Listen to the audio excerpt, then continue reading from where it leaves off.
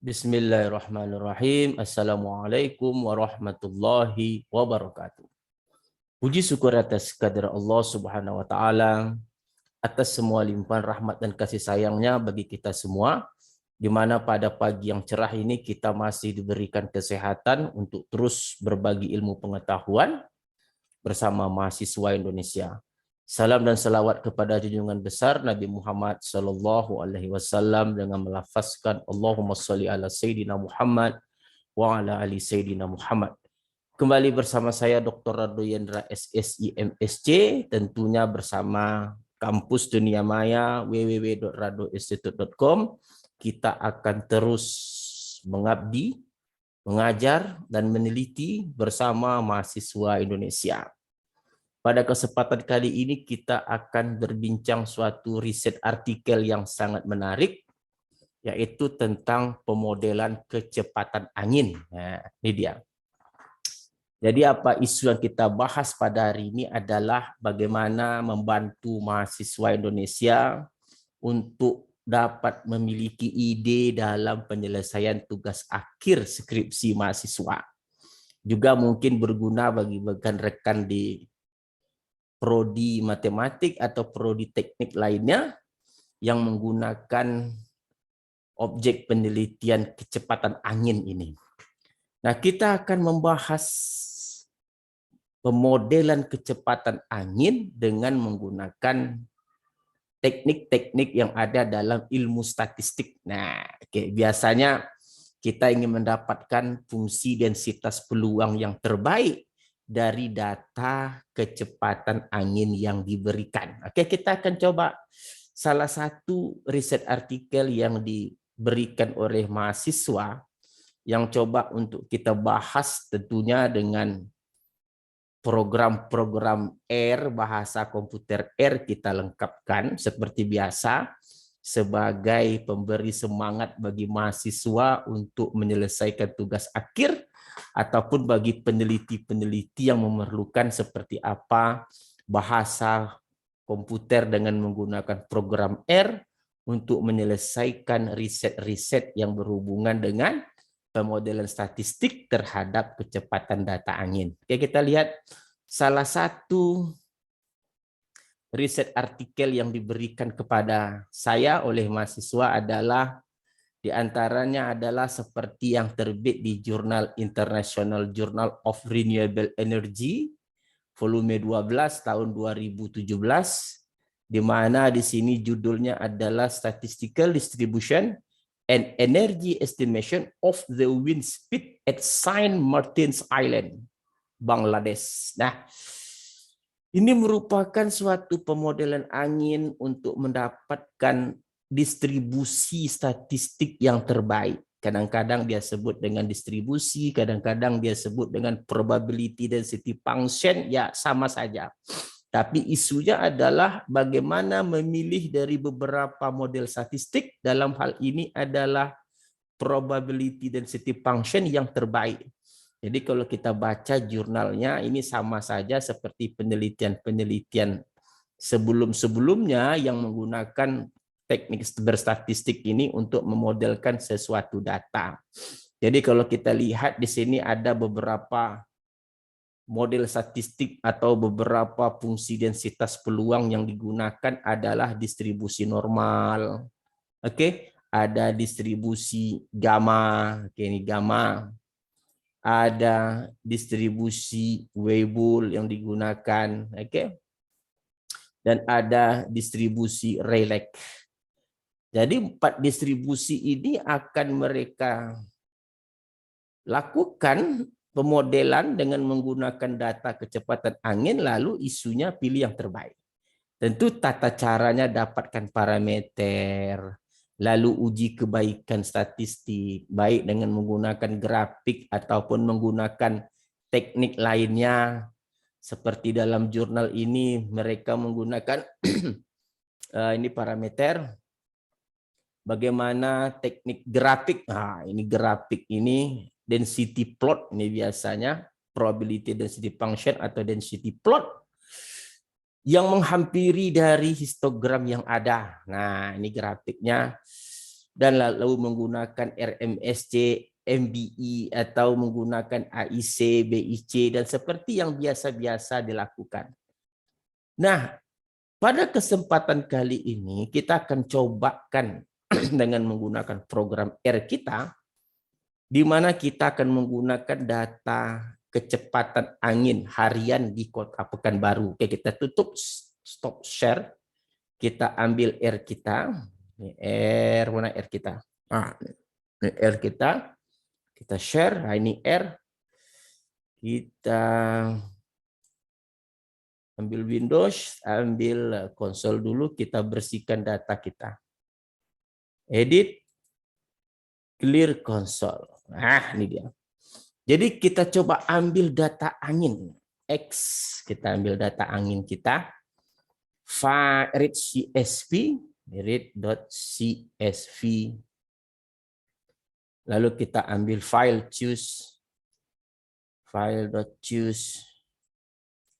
Oke, enter. Nah, oke, kita pilih datanya kita adalah WinSpeed data. Mana WinSpeed data kita? WinSpeed.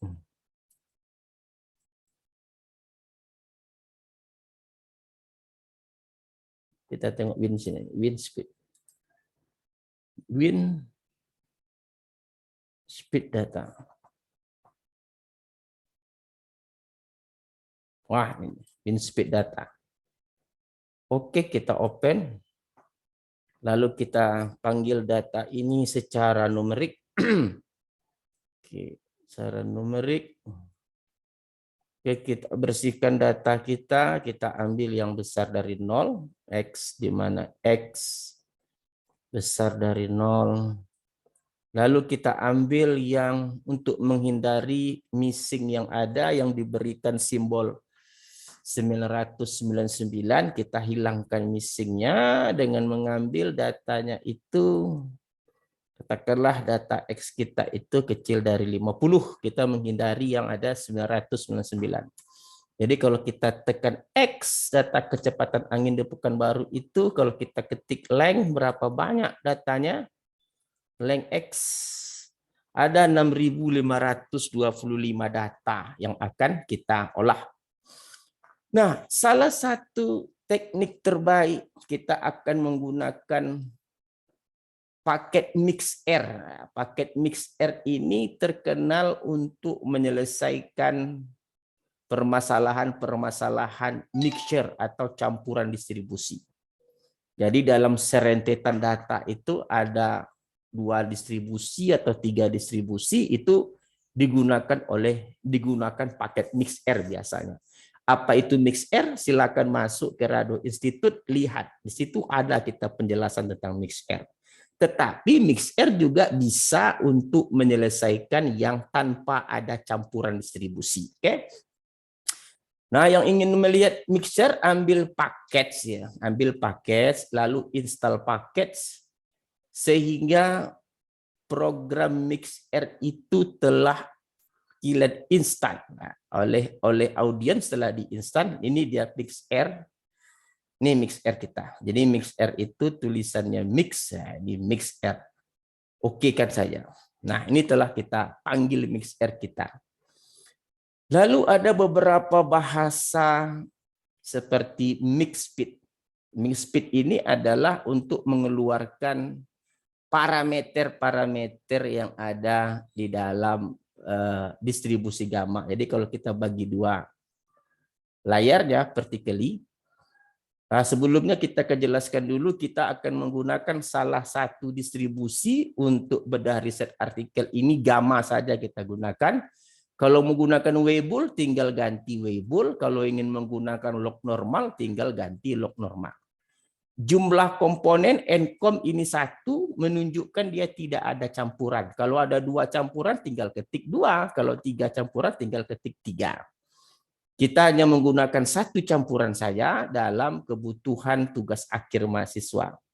Lalu kita klik fit 8, namanya fit 8 kita sebut.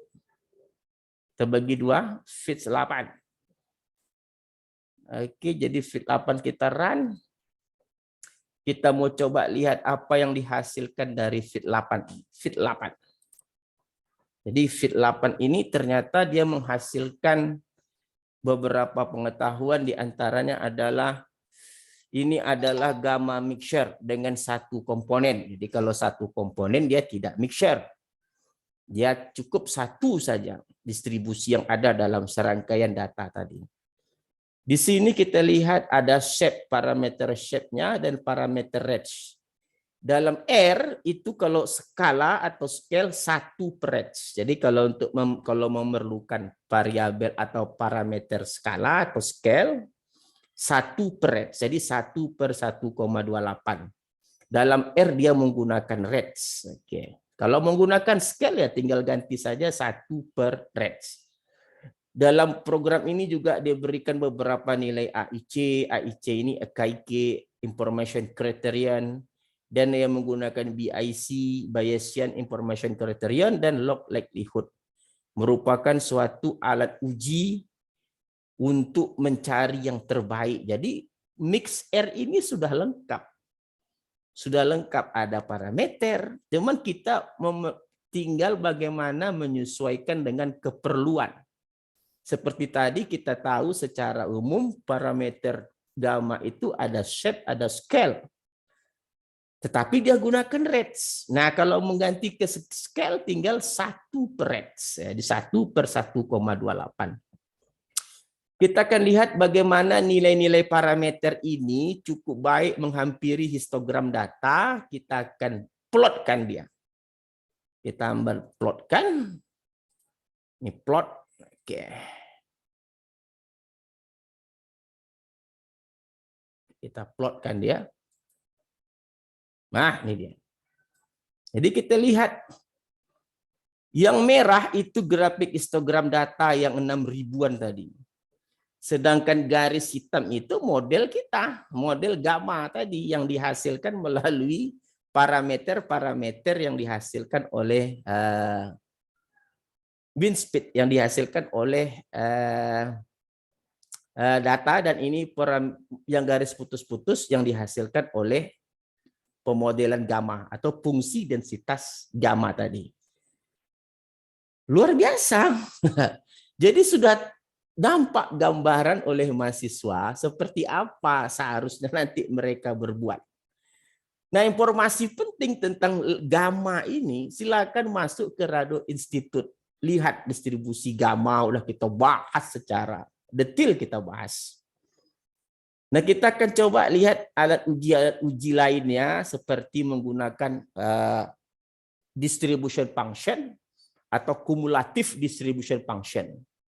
Kita tahu cumulative distribution function itu menggunakan hampiran Gringington Fi kurang 0,5/n. Nah, ini Gringingtonnya itu Fi kurang 0,5/n, di mana I ini adalah bilangan 1 sampai banyaknya data. Jadi I ini adalah, ini kita berikan II 1 sampai panjang data, artinya bilangan 1 sampai 6.525. NN ini panjang data, jadi Gringington itu adalah Fi kurang 0,5. SHG tadi chef, sedangkan ini scale, kita ganti range. RTG, range gamma. Kalau dia scale 1 per, kita pakai range saja. Karena di R dia boleh pakai range. Nah, kalau kita lihat X, nah ini sort data. Karena dia kalau kita ingin menggambarkan kumulatif plot, data itu harus diurutkan dari kecil ke besar, sort.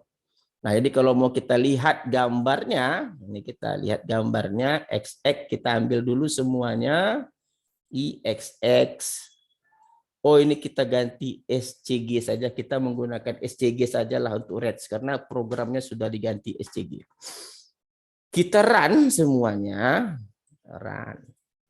Lalu kita ambil plot. Nah, ini XX data yang diurut, ini FF Gringington tadi untuk menghampiri dari kumulatif atau distribution function atau kumulatif distribution function. Lalu lines-nya ini XX datang diurutkan. Nah, C fix 8. C fix 8 ini adalah kumulatif atau distribution function atau F besar nih dia. Dari pi gamma. Kumulatif dalam R dia menggunakan pi gamma. Sort X ini set ini adalah red. Sekali lagi ini adalah red. Boleh kumulatif pi gamma dia boleh menggunakan red. Boleh menggunakan scale. Lalu kita coba gambarkan plot. Nah, kita gambarkan plot. Kita run. Nah, ini dia. Oh, yang hijaunya tak nampak. Kita coba lihat dulu. Yang tadi sepiknya belum kita jalankan. Mungkin kita jalankan semua dulu. Kita jalankan semua dulu. Sepik nih. Ini kita jalankan sepik. Oke, SCG kita jalankan. Oke nih. Sudah kita jalankan sepix 8, lalu kita kembali lagi ke plot. Oke, ini plot. Oke, nah ini dia. Jadi yang hijau ini adalah distribution function dari gamma. Yang hitam adalah theoretical. Theoretical itu yang FF tadi. FFI kurang 0,5/n. Sedangkan yang hijau adalah distribution function atau kumulatif distribution functionnya. Dalam jurnal sering disebut dengan kumulatif plot atau CC plot. Nah, ada juga dalam beberapa jurnal dia menggunakan kuantil plot. Nah, kuantil plot itu apa pula? Kuantil plot adalah dalam gamma dia menggunakan Q gamma. Q gamma. Dalam R dia menggunakan gamma kuantil plot. Kuantil plot ini adalah inverse dari kumulatif atau inverse dari distribution function. Jadi untuk theoreticalnya Q plot menggunakan Greenington, sedangkan modelnya dia menggunakan C fix. Nah, C fix tadi adalah distribution function model. Nah, jadi dia gunakan Q hampiran. Oke, dan Q model. Nah, Q model. Kita run, kita tengok hasilnya. Run. Kita Windows Graphics. Nah, ini dia menghampiri suatu garis lurus. Artinya memang model tadi baik. Antara kuantil model dengan kuantil hampiran tadi cukup baik. Ini seolah-olah dia menghampiri suatu garis lurus. Jadi 3 grafik ini baik density function, density plot adalah kalau yang dikatakan density plot tadi grafik antara histogram dengan density function yang digambarkan tadi dalam R kita. Ini dia langsung plot fit 8. Kalau dia menggunakan kumulatif plot atau CC plot, dia menggunakan Greenington FFI kurang 0,5/n tadi melawan kumulatif fix 8 atau dalam R dia menggunakan pi gamma. Lalu menggunakan QQ plot. Nah, QQ plot luar biasa. Jadi ini merupakan suatu hal yang sangat menarik yang dapat kita berikan bagi mahasiswa bagaimana cara menghasilkan riset artikel. Nah, lalu pada kesempatan ini ada juga pertanyaan yang menarik yang harus kita jawab. Jika seandainya ke depannya itu rata-rata kecepatan angin meningkat 2 kali lipat, lalu apa yang terjadi dengan data maksimum kecepatan angin untuk waktu yang akan datang? Ini harus kita jawab. Nah, sekarang kita share dulu whiteboard kita. Nah, kita tahu bahwa density function untuk gamma yang digunakan oleh R, density function ini banyak ya. Ada beberapa. Bukan banyak, ada beberapa. Yang digunakan oleh R adalah Y alpha kurang 1 eksponen min Y per beta dibagi dengan fungsi gamma alfa dan beta berpangkat alfa untuk Y besar dari 0. Ini adalah density function gamma yang digunakan oleh R. Nah, secara teori, silakan masuk ke Rado Institute, dapat dibuktikan rata-rata atau ekspektasi dari gamma ini adalah alfa kali beta. Sedangkan variasi dari gamma ini dapat dibuktikan adalah alfa kali beta kuadrat. Jadi dengan menggunakan teknik pembangkit momen, nilai parameter sebenarnya dengan mudah dapat dijawab dari variasi Y sama dengan alfa kali beta, karena beta kuadratnya kita pecah menjadi beta kali beta, dan ini sendiri adalah rata-rata. Jadi variasi Y itu sama dengan ekspektasi Y dikali dengan beta. Dan beta atau set tadi, bukan beta scale.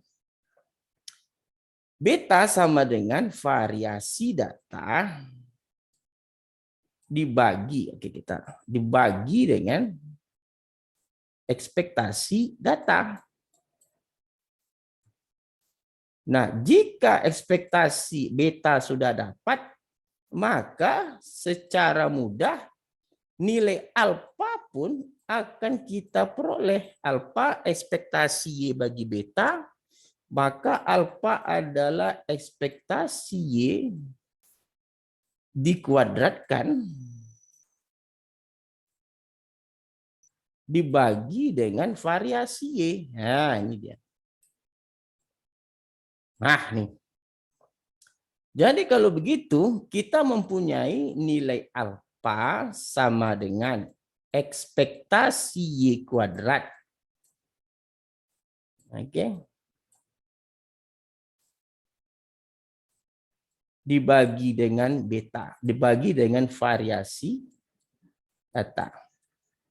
Sedangkan beta atau scale itu kita setnya apa? Kita tadi memiliki variasi per ekspektasi. Oke. Nah, pertanyaan ke depannya, jika kecepatan angin meningkat 2 kali lipat,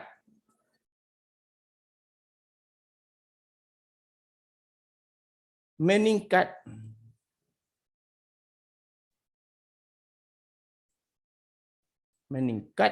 2 kali. 2 kali lipat. Sedangkan variasi tetap. Nah, kita andaikan saja variasinya tetap. Lalu berapa alfa, berapa beta? Variasi tetap. Pertanyaannya ke depannya itu, alfanya berapa? Betanya juga berapa? Nah, kan kita jawab. Berarti kalau kecepatan angin meningkat 2 kali lipat, tentu alfa, kalau kita tingkatkan kecepatan angin 2 kali lipat, tentu 2 ekspektasi Y. Oke. Kuadrat. Dibagi dengan variasi Y. Nah, dari sini kita dengan mudah memahami bahwa alfa per 4. Nah, ini dia. Dari sini kita peroleh alfa per 4 sama dengan ekspektasi Y kuadrat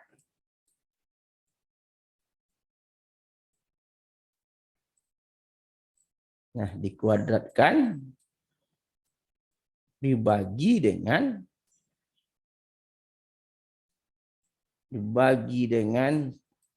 variasi. Nah, ternyata jika angin memiliki kecepatannya meningkat 2 kali lipat pada waktu yang akan datang, Ternyata alfa semula cukup dibagi dengan 4. Lalu bagaimana dengan beta? Beta begitu juga. Jika kecepatan angin ditingkatkan 2 kali lipat, nah ini 2 kali lipat, variasi 2 ekspektasi Y. Ekspektasinya meningkat menjadi 2 kali lipat. Maka di sini 2 kali beta sama dengan variasi Y dibagi dengan ekspektasi Y. Oke. Kita hapus dulu. Kita hapus, ambil eraser.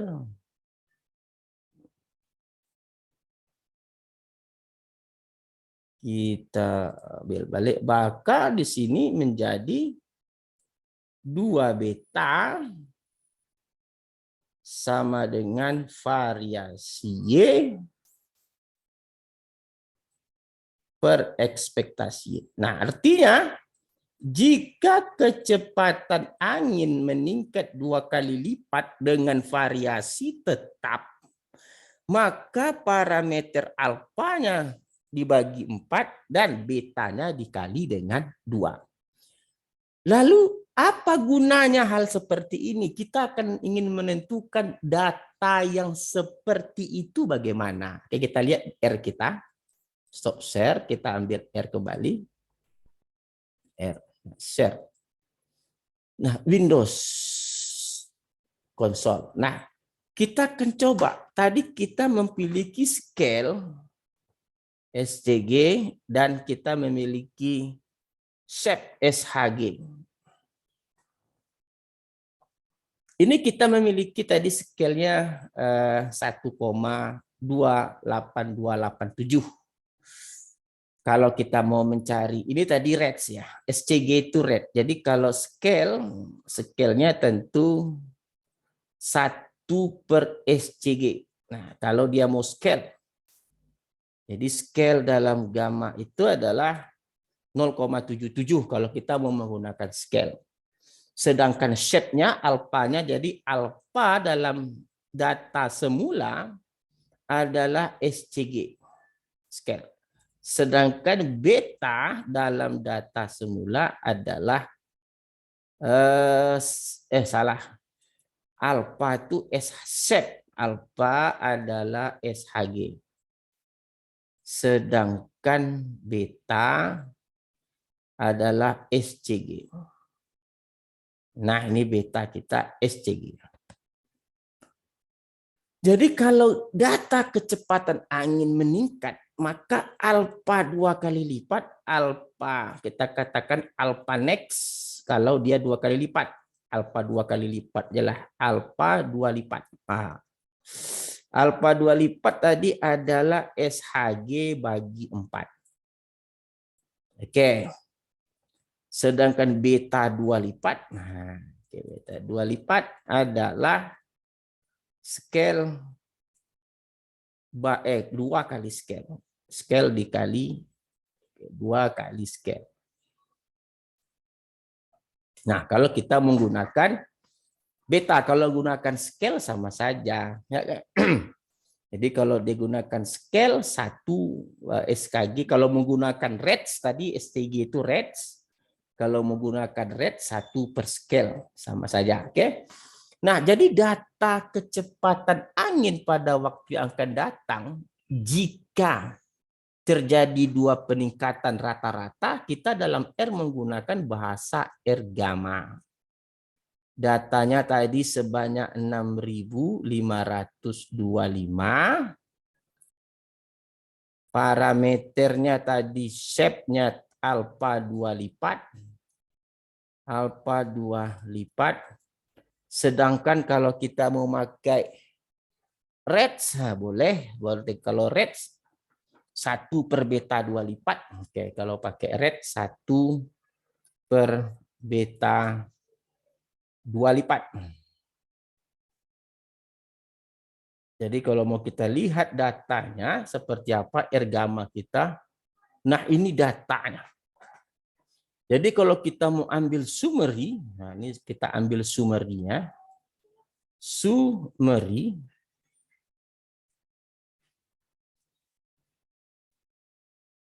kita. Nah, ini dia. Jadi rata-rata data yang untuk 2 kali lipat tadi kalau kecepatan anginnya rata-ratanya 1,056. Sedangkan maksimumnya 12. Minimumnya 0,002. Jadi kalau begitu kita bisa memprediksi energi yang dibutuhkan jika angin itu meningkat 3 kali lipat, 4 kali lipat, dan seterusnya. Mungkin ini yang perlu dipertajam oleh mahasiswa atau peneliti untuk melakukan riset-riset yang terus dimodifikasi dengan menggunakan pengetahuan terkini. Ingat R-gamma, nih bahasa R-gamma dalam R adalah menghasilkan data sesuai dengan shape dan scale atau rates yang diinginkan. Kita menggunakan rate 1/scale. Jadi kalau begitu, apa yang kita lakukan pada riset kita kali ini, bedah riset ini cukup menarik untuk mahasiswa Indonesia dalam menghasilkan skripsi atau peneliti-peneliti lain yang berminat untuk mengembangkan teknik-teknik simulasi data. Oke.